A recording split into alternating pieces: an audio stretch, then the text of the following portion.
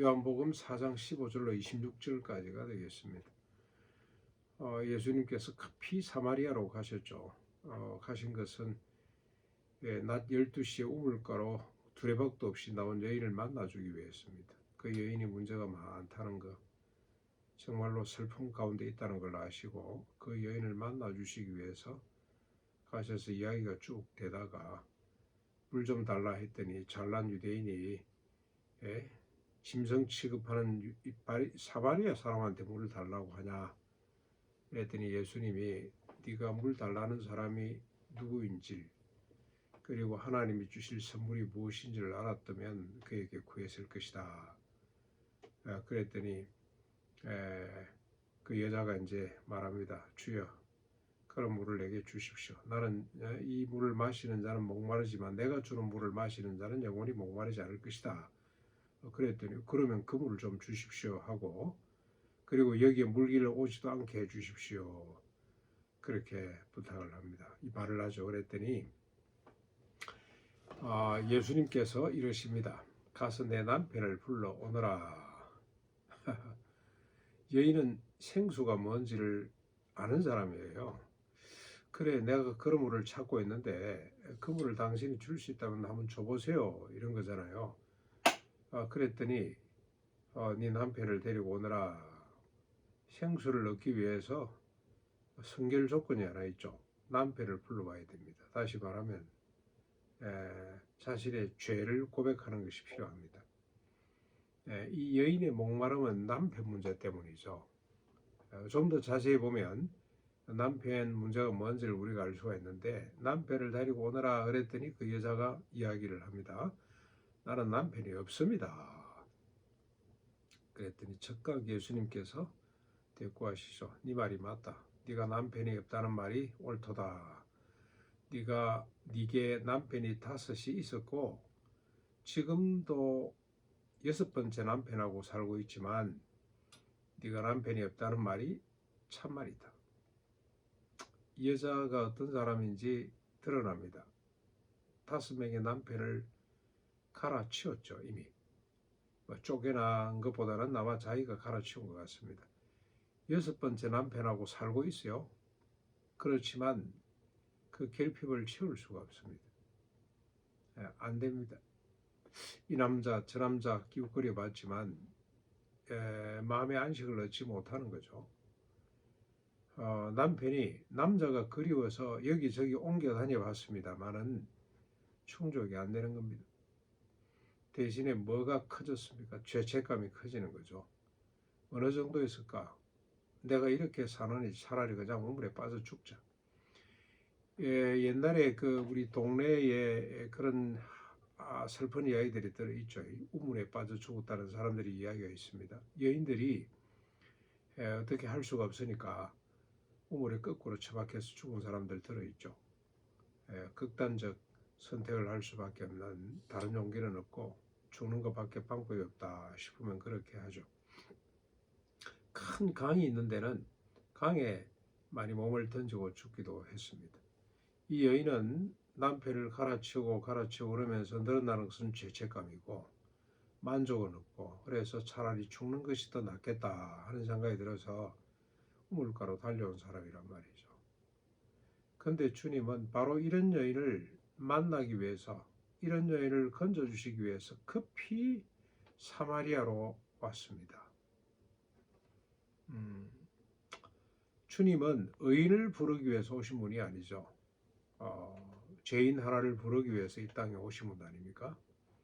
그래서 자신의 죄책감 때문에 어쩔 줄 몰라서 극단적 선택을 하려고 하는 그 사람을 만나주시기 위해 그 사람에게 손을 내밀고 그 사람의 친구가 되기 위해서 오신 분입니다.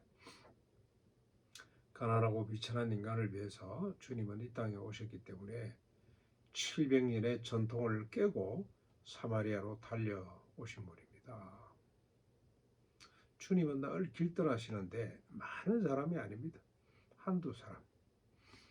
자신의 비참 속에서 어쩔 줄 모르고 고통 가운데 있는 사람. 자신의 육신의 연약함 때문에 슬프게 울고 있는 사람. 그 사람을 만나서 같이 울고 눈물을 닦이고 그들의 병을 치유하고 그들의 마음을 치료하기 위해서 이 땅에 오신 분이죠. 그래서 주님은 이런 자를 찾아 늘 길 떠나신 분입니다. 자, 이 말을 듣고 여인의 마음이 어땠을까요? 네 남편을 데리고 오너라. 맞다. 네가 남편 5명이 있었고 지금도 남편하고 살고 있지만 남편이 없다는 네 말이 맞구나. 그러자 여자가 말합니다. 내가 보니 선지자로서이다. 당신 선지자구나. 당신은 유대인으로 잘난 선지자 맞네. 내 사정을 꿰뚫고 있는 거 보니까 당신은 선지자가 맞네. 그러면서 뭐라 그럽니까?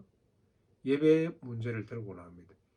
우리 조상들은 이 산에서 예배했는데 잘난 당신들의 말에 의하면 예배할 곳은 예루살렘이라면서 예루살렘이나 있지 뭐한다고 이 죄인들이 사는 이 땅에 와서 나를 이렇게 모함하고 무시하고 깔보냐. 응? 우리도 이곳에서 예배를 드려왔다. 그 말은 무슨 말입니까? 우리도 비록 피가 섞여가지고 죄인으로 짐승처럼 살고 있지만 그래도 우리도 다윗의 후손이고 아브라함의 후손이고 언약의 백성으로 다윗이 아브라함이 약속하셨고 아브라함에게 약속하셨고 다윗이 소망했던 메시아가 오면 우리도 보란 듯이 예배할 수 있다. 이 산이지만 비록 예루살렘은 아니지만 당신들이 생각할 때는 예배가 아니라고 생각했지만 우리도 예수님이 오시면 메시아가 오시면 우리를 구원해 주시면 우리를 새롭게 해주시면 우리도 보란 듯이 하나님 앞에 예배드릴 수가 있게 될 것이다. 그런데 이 여인이 이런 소망을 갖게 된 이유가 어디 있을까요? 에스겔서를 보면 이미 다 예언된 거 아닙니까? 모든 선지서들이 이 사실을 다 이야기하고 있단 말이죠. 그분이 오시면 우리의 모든 죄를 용서해 주실 뿐만이 아니고 뭐까지 합니까? 우리를 근본적으로 새롭게 피가 섞여가지고 죄 지을 수밖에 없는 우리 옛 사람을 옛 마음을 멀리 옮기시고 어린아이 살처럼 부드러운 마음을 우리에게 부어주신다. 그리고 성령을 주셔서 우리가 윤리를 행할 수 있도록 해주신단 말이지. 그래서 우리가 영과 진리로 예배할 날이 오게 될 것인데 당신 잘난 당신들 예루살렘에 있지 뭐한다 여기 와서 남의 속을 끓고 있냐. 그랬더니 21절로 24절 이 말을 들은 예수께서 말씀합니다. 여자여 내 말을 믿으라. 이 산에서도 말고 예루살렘에서도 말고 너희가 아버지께 예배할 때가 온다. 너희는 알지 못하는 것을 예배하고 우리는 아는 것을 예배하니 이는 구원이 유대인에게서 남이라. 아버지께 참되게 예배하는 자들은 영과 진리로 할 때가 오나니 곧 이때라. 아버지께서 자기에게 이렇게 예배하는 자들을 찾으시느니라. 하나님은 영이시니 예배하는 자는 영과 진리로 예배할지니라.